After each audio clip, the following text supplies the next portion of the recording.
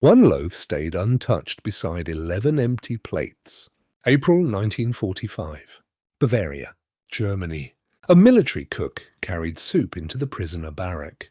The trays were already waiting. Tin spoons, 12 cups, wet wooden tables. Rain hit the roof above them. Then he saw the bread. 11 prisoners had torn their loaves apart before the soup arrived. One loaf remained whole, dry crust, no fingerprints, no crumbs. The boy beside it could not have been older than 16. Black SS runes still showed beneath the mud on his collar. He stared at the table but never reached forward. Nobody spoke. Corporal James Walker, Cleveland, age 31. He'd been processing prisoners for 19 months. He'd seen frostbite, artillery wounds, starvation. But he'd never seen a starving prisoner refuse fresh bread. Walker pushed the loaf closer. The boy pulled his hands back under the table. Rain kept hitting the roof. The Americans had found the prisoners 9 hours earlier near a collapsed road outside Nuremberg. 3 surrendered immediately. 2 tried to run. The youngest one kept asking if the food was poisoned. Nobody answered him. The loaf stayed where it was. This is what Patton said. Before we continue, make sure you subscribe. We tell the stories about World War II that surviving prisoners carried home long after the official reports ended.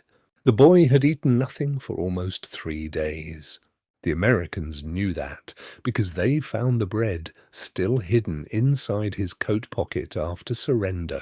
One black crust, wrapped in cloth, hard as wood. The camp interpreter said the prisoners came from a Hitler Youth auxiliary unit attached to an SS supply column, retreating south through Bavaria.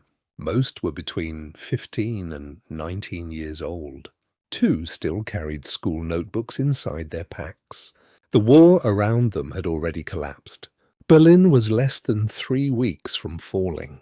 American armor had crossed more than 300 miles into Germany since March. Entire German divisions surrendered without firing a shot. But propaganda survived longer than ammunition, especially among boys. The rumors spread through German civilians for years. Americans poisoned prisoners. Black soldiers shot captives. Jewish doctors sterilized Germans inside prison camps. The stories changed every month. The fear remained the same. Corporal Walker heard the same sentence 4 different times that week. Do Americans poison bread? He stopped answering after the 2nd day. Rainwater leaked through the roof beams above the mess hall. A lantern swung over the tables. Steam rose from the soup kettles near the door. The untouched loaf stayed in the middle of the table. The older prisoners kept eating, fast, shoulders bent forward. One man used both hands to hold his bowl steady while drinking. Another stuffed half the bread into his jacket before anyone could take it away. Only the youngest prisoner refused. Private Robert Hale, Boston, age 26. He'd been guarding prisoners for 11 months. He'd seen surrender columns, burned villages, dead horses beside frozen roads. But he'd never seen fear outlast hunger. Hale asked the interpreter one question. What does he think happens if he eats it? The interpreter looked at the boy before answering. He thinks he dies tomorrow instead of tonight. Nobody laughed. The camp records already showed the numbers clearly. 12 prisoners captured. 11 accepted food. 1 refused bread. The contrast bothered the Americans more than open resistance would have. A prisoner shouting made sense.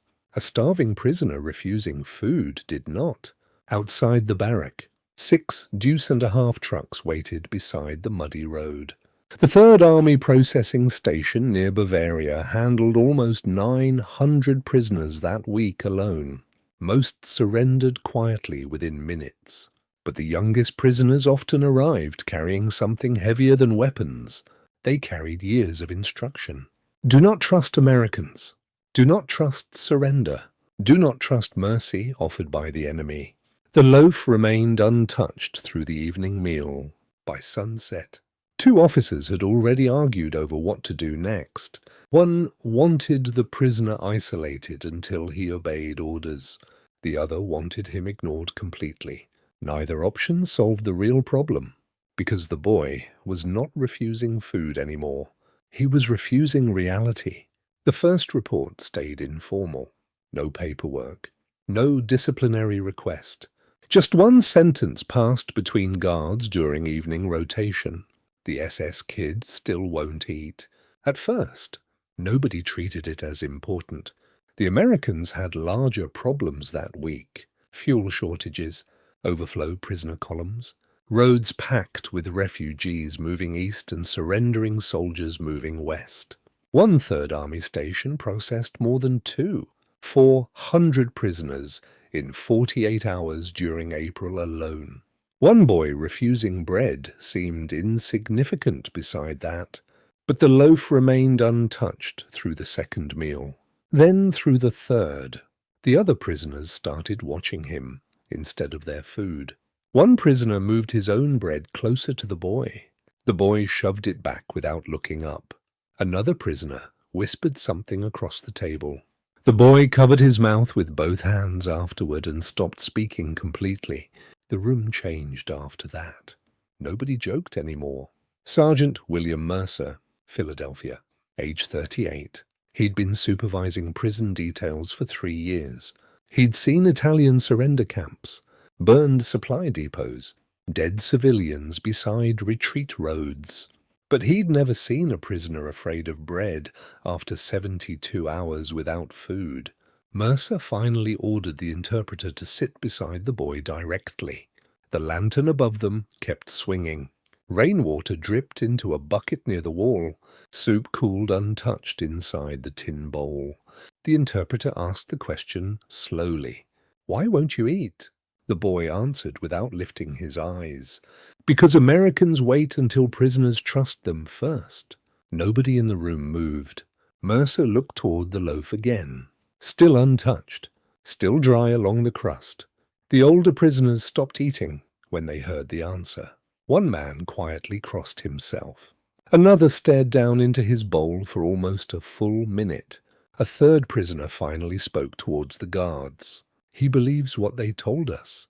That changed the meaning of the loaf completely. It was no longer evidence of resistance. It was evidence that the war still existed inside the boy's head even after surrender. Mercer sent the report higher immediately. Not because of discipline, because nobody below senior command knew what to do with it. Force-feeding the boy risked confirming the propaganda. Ignoring him risked letting him starve inside an American camp less than 2 weeks before the war ended in Europe. The numbers looked absurd written beside each other. 1 untouched loaf, 11 empty plates. One lieutenant suggested removing the bread entirely and feeding him only soup. Another recommended isolation from the older prisoners. A medical officer warned the boy's condition could collapse within another 24 hours. Still nobody touched the loaf. By late evening, the story reached division headquarters through a routine prisoner summary. Most reports listed ammunition counts and surrender totals. This report contained only one unusual detail. SS youth prisoner refuses American bread due to poisoning fears.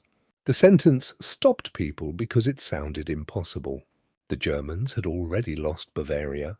American armor controlled the roads. The guards standing inside the barrack carried more food than the prisoners had seen in weeks. And still the fear remained stronger than hunger.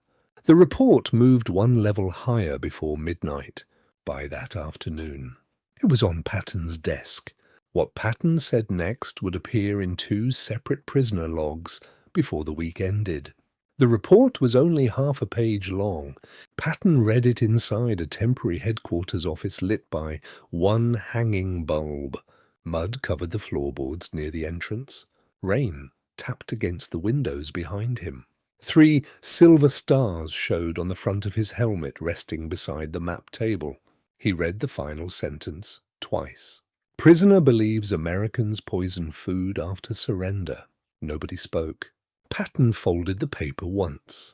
Then he looked toward the untouched loaf sitting beside the attached field photograph. The loaf looked fresh, soft center, dark crust, still whole after nearly 12 hours inside the barrack. He said one sentence. How old? A staff captain checked the report. Estimated 16. Sir. Patton looked back at the photograph again. Silence stayed in the room. A medical officer standing near the stove finally spoke.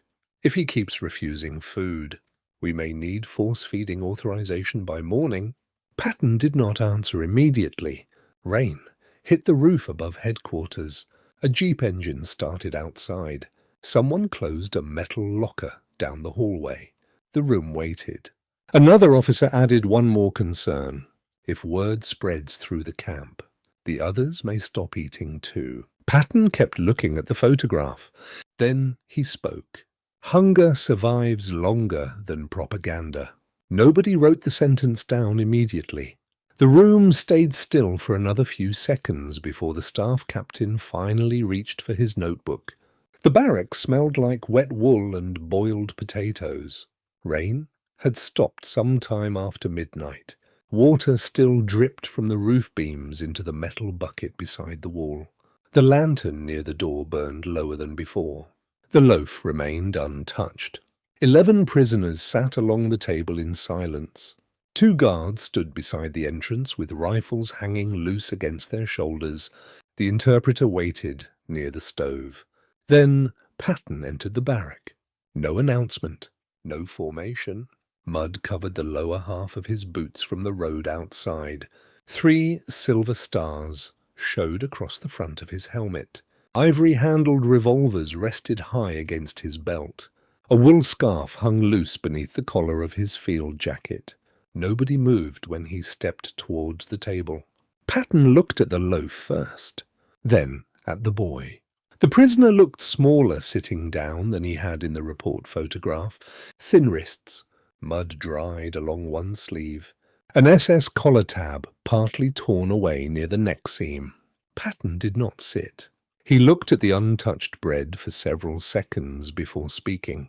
You already know who won this war. The interpreter translated slowly.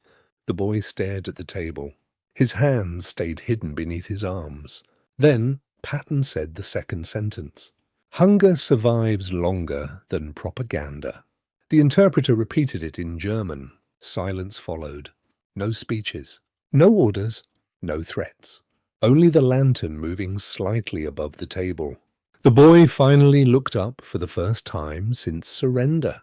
Not toward Patton, toward the bread. One of the older prisoners lowered his spoon quietly onto the table. Another leaned back against the bench and removed his cap. The guard nearest the stove stopped shifting his weight and stood still. Nobody touched the loaf yet. Patton said nothing else. He turned once towards the interpreter. Leave it there. Then he walked back toward the door. The mud on his boots left dark marks across the wooden floorboards behind him. The jeep engine outside never shut off. Nobody followed him out. The loaf stayed in the middle of the table another 14 minutes after Patton left the barrack. Then the boy reached forward, slowly. He broke the bread once across the center. Steam still rose from inside the loaf. He stared at it another few seconds before eating the first piece. Nobody interrupted him. One prisoner started crying quietly into his sleeve. Another crossed himself again before returning to his soup. The interpreter walked toward the stove and pretended to adjust the kettle lid. The guards never moved before midnight.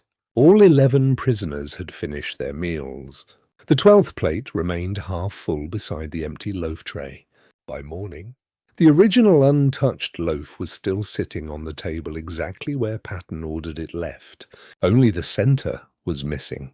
The prisoner report changed the next morning. No disciplinary action. No force-feeding authorization.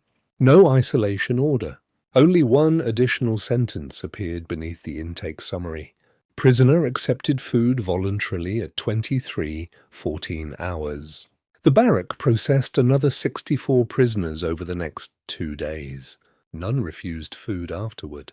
The interpreter later said the older prisoners repeated Patton's sentence quietly among themselves during transport south, not as praise, as explanation. The youngest prisoner survived the camp transfer and was moved with 28 others toward a larger processing center near the Rhine after Germany surrendered in May 1945. His full name never appeared in surviving Third Army paperwork. Only the intake notation survived beside the food report. Corporal James Walker survived the war. He went home to Cleveland, Ohio in 1946. In 1971, interviewed for a local veterans archive, he said, "I remember the sound first. The crust cracked so loud inside that quiet room." Walker died in 1988 at age 63. His daughter later donated his wartime notebook to a regional military museum in Ohio. Today, most temporary Third Army prisoner camps in Bavaria no longer exist. Several became industrial sites or farmland after the war. If you visit the area near Nuremberg today, small memorial displays inside regional museums still document how young Hitler Youth prisoners continued resisting surrender even after German command collapsed. In his diary, "Fear survives facts when men are taught it young enough." The war in Europe ended less than a month later, but surrender did not erase what millions of people had been taught for years. The boy at the table was not defending Germany anymore. He was defending the last thing propaganda left him. A fear stronger than hunger. Would you have forced the prisoners to eat or said what Patton said? Let us know in the comments. By April 1945. American troops moving through Bavaria captured thousands of Hitler Youth teenagers mixed among retreating German units. Some carried rifles. Some carried ammunition. Many carried years of propaganda stronger than military discipline. Third Army prison reports from the final month of the war repeatedly described young prisoners refusing surrender instructions, medical treatment, or American food even after organized German resistance collapsed. The fighting ended first. The fear ended later. That is why late-war American guards often struggled to separate SS loyalty from something more difficult to process.